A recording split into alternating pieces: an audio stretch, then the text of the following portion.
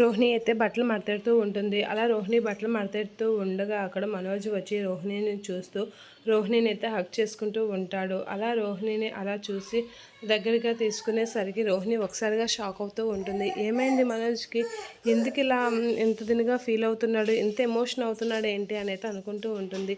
ఏమైంది మనోజ్ అని అయితే నెమ్మదిగా అడుగుతూ ఉంటుంది. నువ్వు చాలా మంచిదానివి రోహిణి, నువ్వు ఇంత మంచిదానివి నేను అనుకోలేదు అని చెప్పేసి అంటూ ఉంటాడు మనోజ్. అలా అనేసరికి ఏమైంది ఏంటి అని అనేసరికి ఇందాకే నా ఫ్రెండ్ కనిపించాడు, తను అప్పాకం తీరిపోయిందని చెప్పాడు, అది నువ్వే తీర్చావని కూడా చెప్పాడు. నిజంగా నువ్వు చాలా మంచిదానివి రోహిణి అని చెప్పేసి అంటూ ఉంటాడు. ఓ ఆ మాత్రం దీనికైనా ఎంత ఎమోషన్ అవుతున్నావు మనోజ్ అని చెప్పేసి రోహిణి అయితే అంటూ ఉంటుంది.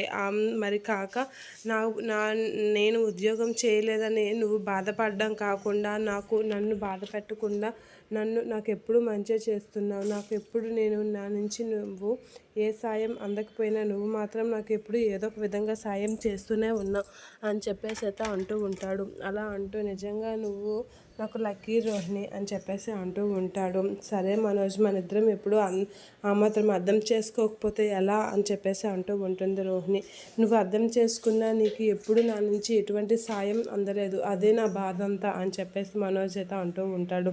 సరేలే, అవి రావాల్సిన టైం అప్పుడు నీకు చాలా పెద్ద ఉద్యోగం వస్తుంది, అప్పుడు అన్నీ నువ్వే చూసుకుంటావు కదా, అంతవరకు నేను చిన్న చిన్నది నీకు సాయం చేస్తాలే అని చెప్పేసి రోహిణి అయితే అంటూ ఉంటుంది. ఆ మాటలకి నిజంగా నువ్వు నన్ను క్షమించు రోహిణి అని అనేసరికి, నిన్ను క్షమించినంత ఇది నువ్వు తప్పు చేయలేదు మనోజ్, నువ్వు నాకు తెలియకుండా ఉండడానికి ఉద్యోగం చేయలేదని అబద్ధం చెప్పావు అంతే, కానీ నేను మోసమే చేశాను, అది ఎలా నీకు ఎప్పుడు తెలుస్తుందో అని భయమేస్తుంది అని చెప్పేసి ఇలా మాట్లాడుతూ ఉంటుంది. ఈ రోజు నుంచి మన ఏ విషయాలు దాయకూడదు, ఒకరికొకరు అబద్ధం చెప్పుకోకూడదు, మోసం చేయకూడదు అని చెప్పేసి అయితే అంటూ ఉంటుంది. ఈ రోజు నుంచి మనం ఆ ప్రామిస్ చేసుకోవాలని చెప్పేసి అంటూ రోహిణి మనోజ్ వాళ్ళైతే ఈ రోజు నుంచి మన ఇద్దరం ఏ అబద్ధాలు ఆడకూడదని అయితే ప్రామిస్ చేసుకుంటూ ఉంటారు. సరే రోహిణి, ఈ రోజు నుంచి నేను నీకు ఎటువంటి మోసము చేయను, అబద్ధము చెప్పను, ఇద్దరమే అన్ని విషయాలు షేర్ చేసుకుందాం అని చెప్పేసి అయితే మాట్లాడుకుంటూ ఉంటారు. ఇక మాట్లాడుతూ మనోజ్ రోహిణి వాళ్ళైతే చాలా హ్యాపీగా ఫీల్ అవుతూ ఉంటారు.